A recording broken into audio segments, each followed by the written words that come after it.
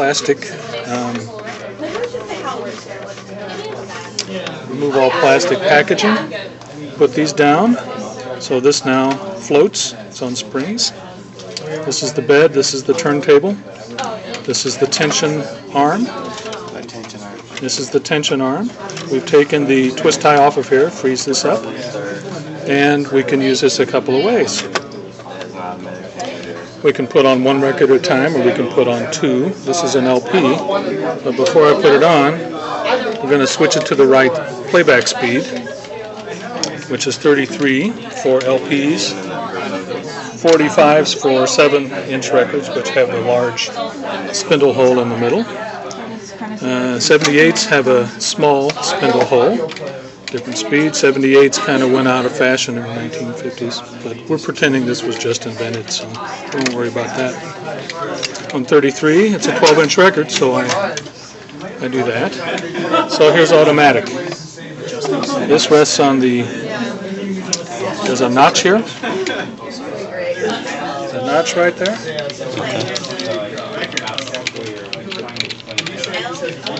And you set that on there, you move the arm over, holds them horizontal, keeps them in place. We turn this to on, and then we move to auto. That automatically goes back.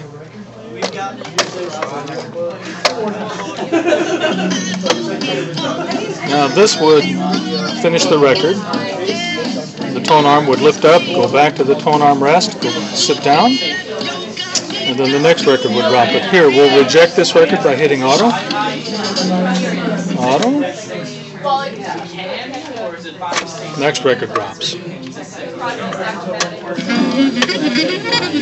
Wait, you press auto and then you turn it back on? And on auto, it goes right back on automatically. Spring loaded.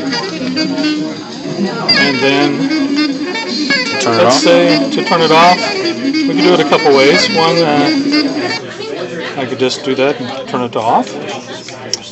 Or, let's say it's playing. I changed my mind, so the doorbell rings. I want the music to stop playing because I'm supposed to be working. I move this over here. It automatically goes back. Rests on the tone arm. The tone arm rests on the tone arm rest. And the tone arm clamp holds the tone arm in place so you won't accidentally knock it and hit records. Now, suppose I want to just play something manually. I'll turn it to on. Well, I'll try to start it automatically like this. And you'll see this is not going to work. Over here. No, it worked.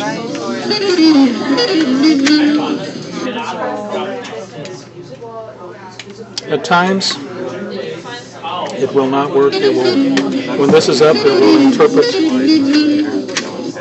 this is finished, no records, and you have to put this over to make it work. My demonstration didn't work there, but that's what does happen much of the time. I want to see here a different track.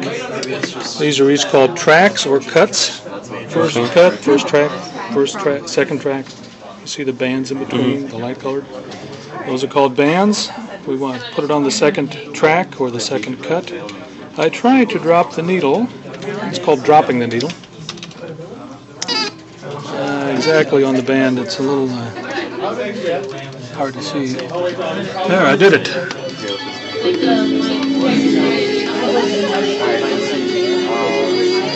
Dropping the needle, what are you aiming for to put it on? If you kind of look, you'll see white, or not white, but light colored bands in between. Those are the spaces in between records. And there actually is a groove there, but nothing's compressed in that groove to make a sound. Well, it kind of fits itself if you're close to the line, but you're not quite on the line. Nope. No, that's why about half the time when you do it, you go like this. Oh, I did it right again. Oh, I missed. Like that. Okay. So usually you get your head down, you look. Oh, perfect again. Nice. My early childhood training is paying off. Okay. And to turn it off, you already went over that, right? Yeah, you can turn it off a couple ways. You can lift this up. Always lift straight up and down.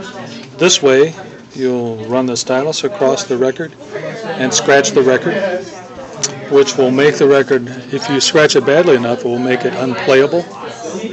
Scratch back and forth. Mm-hmm. You know, so you just lift. There's a handle here. Lift it straight up and down. How to make this stuff spinning? We'll just set it to off. Off. And notice that clamped. Okay. What about for transport? Since it's portable. Transport, you always raise these so that this spring-loaded bed or this spring-cushioned bed is down tight. When these are loosened, the bed is ready for transport. When they're down, the item is ready to be used. Okay.